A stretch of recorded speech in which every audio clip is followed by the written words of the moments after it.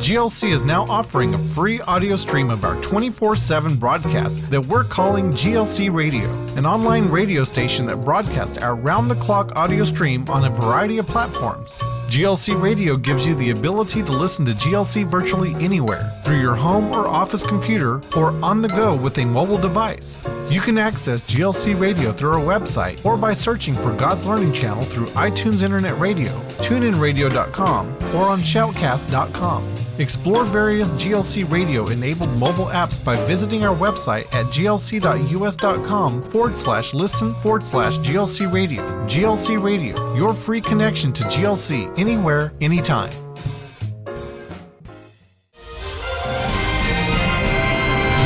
Well, the Cooper Gang wants to welcome you to the first update program of the week of July.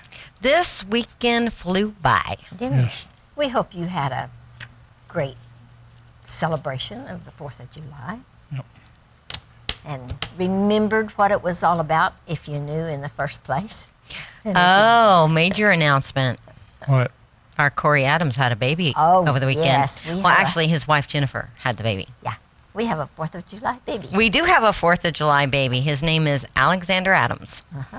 Really great. So, What a cool congratulations, you guys. name. Yes. We're really excited about that. So, anyway, Corey, being the genius that he is actually running sound on this program from home. You're kidding. Nope. As far as I know. Isn't that what's going on, Danny? We hope we don't Yeah. drive you crazy, Corey. Okay. Oh, you know what? They know we're going to drive them crazy. They do. They're just used to it. I think Where do we You start have a off? letter. you have a letter, and then we'll go from great there. Letter. Dear GLC friends, I continue to really enjoy the excellent programming I have discovered on GLC since visiting in the Big Bend area these past few months. I am telling others about it. Here is another check to encourage and enable your great ministry. I was especially delighted with the Light of the Southwest series, and particularly the programs about Hayuvel. Hayuvel. I'm going to get it right yet. The Waller family. Beautiful. The Dr. Scott interview was also great, and of course, all of your programs are truly terrific. May the Lord bless you for your kindness as you have blessed me and many people with your thoughtfulness and blessings in Jesus, our Messiah. Love in him, Joy from Dallas. So apparently, Joy found us when she was visiting in the Big Bend area, but she lives in Dallas and Yes. figured out how to find us there. Well, I hope she because you can watch us on the internet anywhere. Yeah. Well, I'd love to know which community in the Big Bend area she's watching. Drop me a little note if you would, please, lady, She just did. with that name of the community. Okay, where we go now? Well, I have a really short devotional for you today from Philippians 3:13 and 14, which says, Brethren, I count not myself to have apprehended, but this one thing I do, forgetting those things which are behind, and reaching forth unto those things which are before, I press toward the mark for the prize of the high calling of God in Christ Jesus. We came across this story about a man who was slowly losing his memory. After a lengthy examination, the doctor said that a risky operation on his brain might reverse his condition and restore his memory. However, the surgery would be so delicate that a nerve could be severed, causing total blindness. The surgeon asked the man, So which would you rather have, your sight or your memory? The man pondered the question for a while and replied, My sight, because I'd rather see where I'm going than remember where I've been. Our enemy is always trying to dig up the past and keep us all bound up in our failures.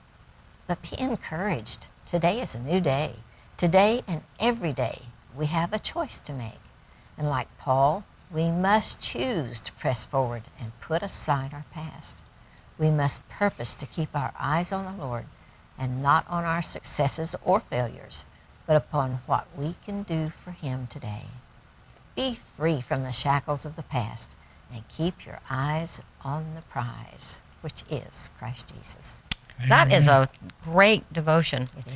You know what that makes me think of is the scriptures that talk about carrying your cross daily. Mm-hmm. That has a lot to do with the things in your past. Mm-hmm. Mm-hmm. Because those are burdens that we bear, but even though we bear them, we've been forgiven of them. Yes. So we can't let them make us worthless in the kingdom. Mm-hmm. Because, boy, would the enemy love that. Our minds play such tricks on us. Mm-hmm. That's the enemy's playground. But we have the choice to choose to think on these things, think on things that are lovely and all those good things that Jesus told us about. I have one thing to think on that's really lovely. What's that? The city of Jerusalem. Oh, yeah. My goodness, what a wonderful place. Hey, you guys remember a few weeks ago, Duran Kedar and John Innerson were here in the Yes. studios.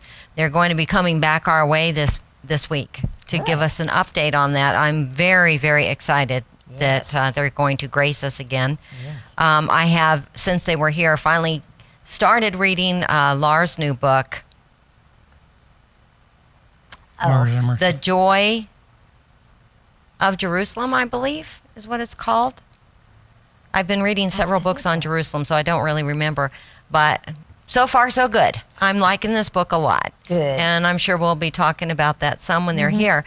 But I got an email from Duran just before I came over asking that if we would make an announcement on some of the places that they're going to be speaking while they're back in the area. Okay. And so Ryan, I believe, has put a slate together on that.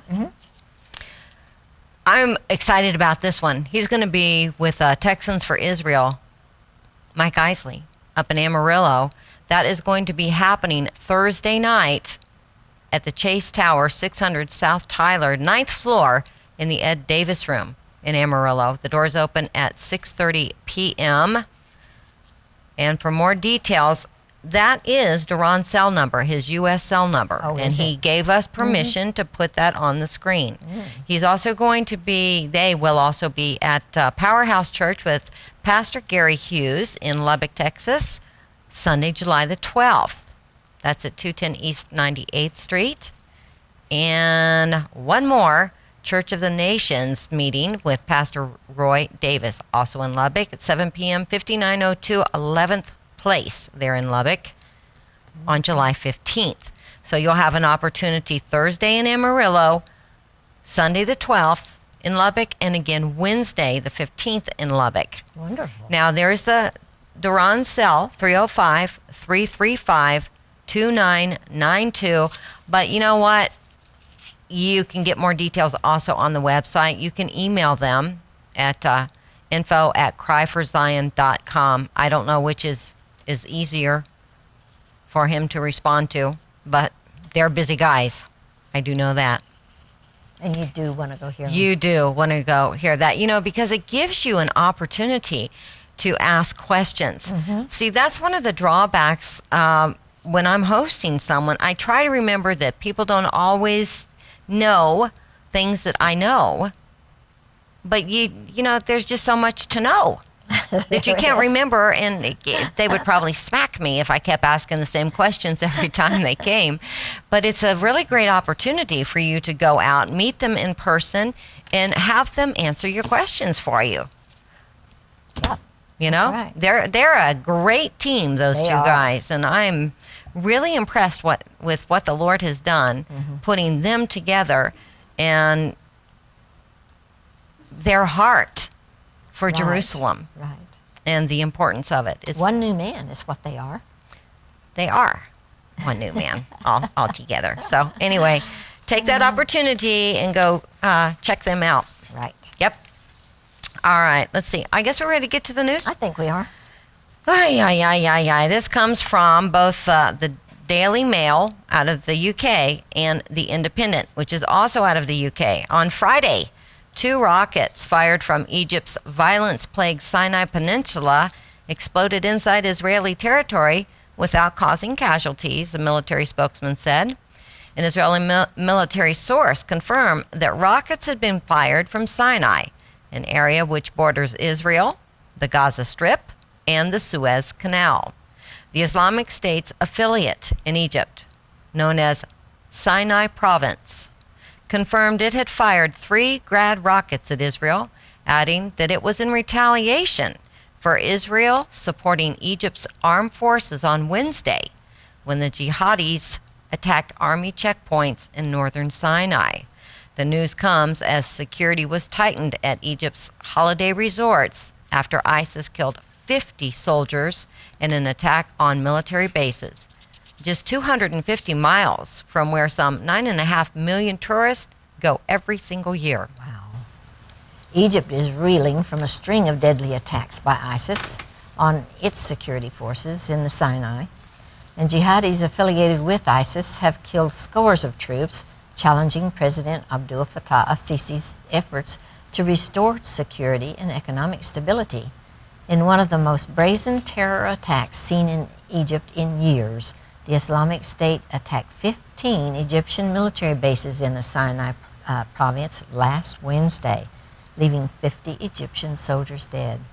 The surprise dawn attack on the army checkpoints was ISIS's boldest attack yet in the Sinai, with militants taking over rooftops and firing rockets at troops.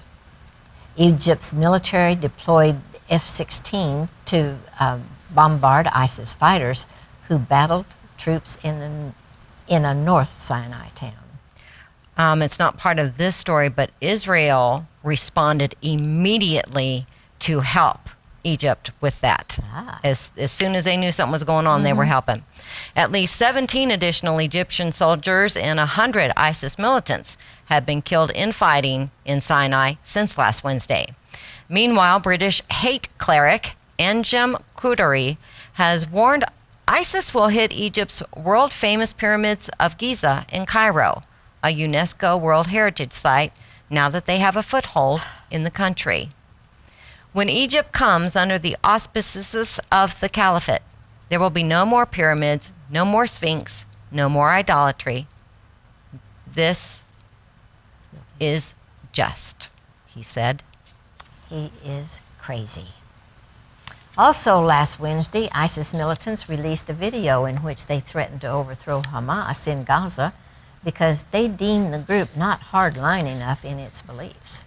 Speaking in the video, one militant said, "We will uproot the state of you Jews, you, the Fatah, the PA political party, and all the secularists are nothing, and you will be overrun by our creeping multitudes. The rule of Sharia will be implemented in Gaza in spite of you. We swear that what is happening in the Levant today, and in particular the Yarmouk camp, will happen in Gaza." Yarmouk is a Palestinian refugee camp in Syria. You know, some ugly things happen over there, happening in the Middle East. Terrible. We have another story to share about the Islamic State, but in light of what this story was talking about, of these resorts being in such close proximity, and especially with what happened in, how do you say that, Sousse last week, where 30, no, there was more than 30 people were killed by the Islamic State. They were from Europe, weren't they? There were 30 Britons killed in the attack. Yeah. We have a map that shows a terror threat on tourist hotspots. And if you look at that, you see that red is high threats because of the Islamic State.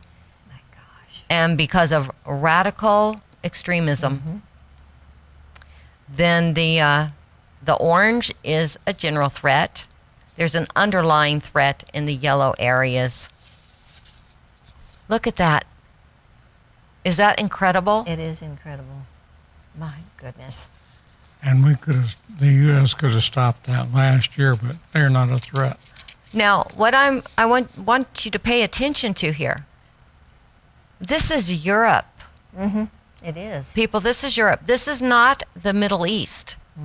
You really don't see the Middle East You in don't this. there. Because if you were seeing the Middle East, it would be nothing but a big blob of red, which is, quite representative of the hundreds of thousands of people who have died at the hands of the Islamic State now. Okay, so let's go to this next article, which is like truly ugly. The Islamic State released a new horrific execution video on Saturday. That would have been July 4th, showing children executing Syrian soldiers in the historic desert city of Palmyra. In the propaganda footage, young boys can be seen holding pistols to the heads of 25 Syrian soldiers within the Roman amphitheatre at the UNESCO World Heritage Site. In a sickening propaganda stunt, the soldiers were paraded out in front of their audience before being forced to kneel in front of a huge ISIS banner. Behind each one stood a young boy, many of whom barely looked into their teens, wielding a loaded pistol. On a command, the condemned soldiers were killed simultaneously with a shot to the head.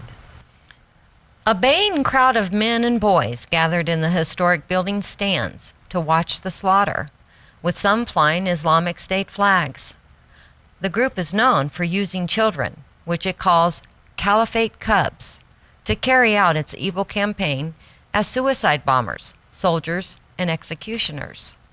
Iraqi police chiefs fear the number of youngsters being brainwashed by the Islamic State will only rise, with militants having kidnapped more than 500 children in recent weeks.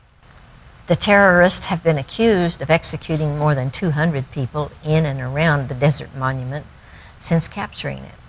Although this is not the first such execution carried out by the group at the Roman theater in Palmyra, it's thought to be the largest. In May, the Syrian Observatory for Human Rights reported that the extremists had executed 20 local men at the amphitheater who they accused of being government supporters. The ruins at Palmyra are listed as a UNESCO World Heritage Site and are one of the most complete examples of Greco-Roman architecture anywhere in the world. Islamic State fighters captured the historic city from Syrian forces in May and have since set about systematically destroying its priceless ancient monuments. When Islamic State fighters captured the ruins of Nimrud, once the capital of the Assyrian Empire, located in modern-day Iraq, they used dynamite to blow up its ancient treasures. So when the cleric is saying, now that we have a foothold in Egypt, we're going to be destroying the pyramids, he means it. He does. There will be nothing historic left. And future generations will be told, oh, there never was anything. We've always been here. Yep. It's all about us. You know, I've been I've been watching a video series that I was first introduced to probably 13, 14 years ago. Actually, it was in 2002, right before my first trip to Israel. Oh. And it's called Israel, A Nation is Born. It's a 5-part series, and which means it's about 5 hours long. It is just absolutely fabulous, and talking about the history since the founding of the state, that time period, and the wars, one after another, that nation has been embroiled in. It's just, I have a really surprising article today. You do. When I came across this one on Israel National News, I was kind of shocked, to be honest. In a letter Monday to entertainment mogul Chaim Saban, Democratic presidential hopeful Hillary Clinton expressed her alarm over attempts to boycott Israel, both commercially and academically. It was the first clear statement by Clinton on the BDS phenomenon. In her letter to Saban, Clinton wrote that she was seeking Saban's, quote, advice on how we can work together across party lines and with a diverse array of voices to reverse this trend with information and advocacy and fight back against further attempts to isolate and delegitimize Israel. Clinton said, BDS seeks to punish Israel and dictate how Israelis and Palestinians should resolve the core issues of their conflict. This is not the path to peace. She added that Israel's long-term security and future depend on having 2 states for 2 people. But that outcome can only be achieved through direct negotiations between Israelis and Palestinians. It cannot be imposed from the outside or by unilateral actions. Clinton said she would marshal elected representatives, heads of business, and community leaders for ideas on how to fight BDS. We need to engage all people of good faith, regardless of their political persuasion or their views on policy specifics, in explaining why the BDS campaign is counterproductive to the pursuit of peace and harmful to both Israelis and Palestinians, she said. Clinton said she had opposed dozens of anti-Israel resolutions in the international forums when she served as Secretary of State. She stated, I opposed the biased Goldstone report, making it clear that Israel must be allowed to defend itself like any other country. And I made sure the United States blocked Palestinian attempts at the UN to unilaterally declare statehood. All that would continue if she became president, said Clinton. I have made it clear that America will always stand up for Israel, and that's what I'll do as president. Well, Very interesting. It is. I can tell you one thing. As a believer in the God of Abraham, Isaac, and Jacob, as I know most of you watching me are, you must make sure that whoever you vote for in this next upcoming presidential election, their stand is 100% for Israel. Mm-hmm. Yep. I was just shocked to see that's Hillary's Yeah, stand. I mean, I was shocked over that. I really am too. Now, most Republicans do say that they are, but you know what? Let's be smart this time and check records, shall we? Yeah, really. That'd be really nice. Let's vet. Oh, yeah. Okay, then we've got a bunch of ICEJ news briefs. Greek foreign minister in Israel, despite financial crisis. Yanis Varoufakis, the outspoken finance minister of Greece, resigned Monday following the rejection by Greek voters of a package of austerity measures demanded of them by the European Central Bank and other governments in exchange for a bailout of the country's stagnant economy. The move suggests that Prime Minister Alexis Tsipras still has hopes for a last-minute arrangement which would prevent Greece's exit from the Eurozone, despite agreement by many analysts that this is now all but inevitable. An emergency meeting of Eurozone leaders is scheduled for Tuesday in Brussels. Meanwhile, Greek Foreign Minister Nikos Kotzias arrived in Israel Sunday for 3 days of talks in a business-as-usual atmosphere. There were several violent incidences in Jerusalem over the weekend. A rash of fires determined by police to be work of suspected Palestinian arsonists destroyed nearly 250 acres of trees in and around the capital. Although no one was injured by the fires, damages were estimated in the millions of shekels, and authorities warned that in the hot summer weather, a small blaze could easily get out of control. Elsewhere, 2 ultra-Orthodox Haredi Jews were arrested on Saturday for throwing rocks at Arab vehicles exiting Highway 1 near the old city's Damascus Gate. The incident nearly erupted into a riot when one rock lightly injured an Arab woman, and several Arab men started throwing rocks back at the Haredi men before police arrived to restore order. Reports out of Syria indicate that forces loyal to the Assad regime and elements of the Lebanese Shiite terror militia Hezbollah have succeeded in entering the city of Zabadani near the Lebanese border, pushing back rebel factions who have occupied the city since 2012. The city sits astride the Beirut-Damascus highway, and its capture by the regime would relieve a major choke point on supply lines. Meanwhile, a large number of U.S.-led airstrikes were directed against positions held by the Islamic State terror militia north of the de facto ISIS capital of Raqqa in eastern Syria over the weekend. And ISIS released a video showing that mass execution of what it said were regime loyalist soldiers in that ancient amphitheater that the story we just told you about. Here's an interesting one. The UN Educational, Scientific, and Cultural Organization, UNESCO, designated the ancient Jewish town of Bet She'arim in the western Galilee as a World Heritage Site on Sunday morning. The well-preserved town, which includes ancient tombs and sarcophagi, as well as treasury of artwork and inscriptions in Greek, Aramaic, and Hebrew, is the 9th Israeli site to be so designated. Bet She'arim bears unique testimony to ancient Judaism under the leadership of Rabbi Judah, the patriarch, who is credited with Jewish renewal after 135 CE, the UNESCO committee said. Cool.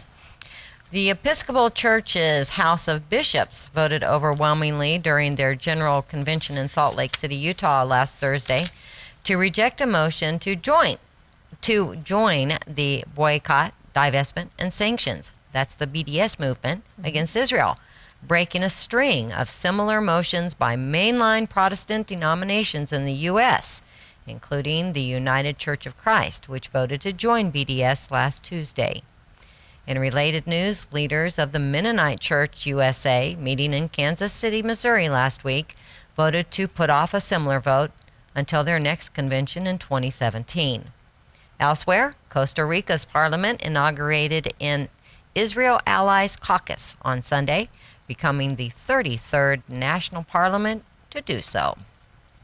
The Palestinian Authority issued a statement on Sunday warning the Islamist terror militia Hamas, which rules the Gaza Strip and has repeatedly threatened to wrest control of the West Bank from the PA, not to attack the PA's security forces. The PA has arrested over 120 Hamas members in the West Bank in recent days, with General Adnan Demiri declaring, "I hope that Hamas won't test our patience, capabilities, and love for our people." Comparing Hamas to the Islamic State terror militia, he added, "We won't allow Hamas or any other group to drag Palestine toward bloodshed." For their part, Hamas accused the Palestinian Authority of hindering resistance against occupation and threatened to attack it if it continues security cooperation with Israel. We have about a minute and a half. Should I try to get some of this in? Well, Or do you want to just save it? let's save it because it's very, but we were talking about the destruction of historic sites. The Temple Mount is on UNESCO's list of World Heritage Sites? Yeah. that are in danger of being destroyed. Why is that? Well, I can't imagine. Because of all the rioting that's going on? Yeah. I didn't pull an article that I came across today on that. I guess we've told you about it before. It's like when the Israeli police are very intimidated by those crowds of Muslims up there on top of the Temple Mount. So anytime someone Jewish goes up on the Mount,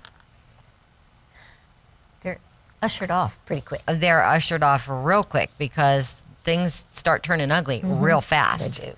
And And it's not even safe for Christians to go up there anymore. no, it's not safe. Really? No. Okay, well, that about wraps it up for the day It on does. the news. We're out of time. Do you know Okay. who our guest is For on the tonight. box? Tonight is a repeat with Umberto Paris Okay. that he co-hosted with me a few Yes. weeks ago, and it's a great program. Actually, very educational. Our guest was from Australia. Okay. So anyway, we will see you on Wednesday. God willing, and the creek don't rise. Love you a Love you. lot.